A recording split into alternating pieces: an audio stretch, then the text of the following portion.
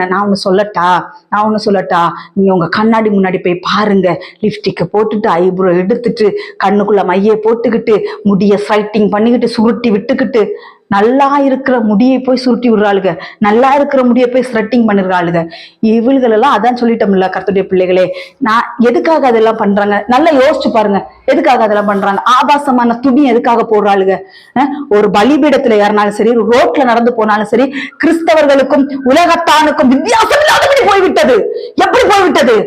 உலகத்தான பார்த்தாலும் அப்படிதான் பண்ணி போட்டிருக்கான், இவள்களை பார்த்தாலும் இப்படிதான் பண்ணி போட்டிருக்காளுங்க.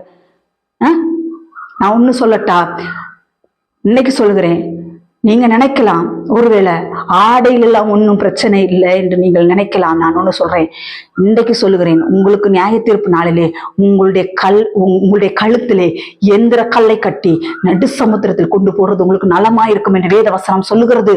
நான் இன்னைக்கு சொல்லுவேன்,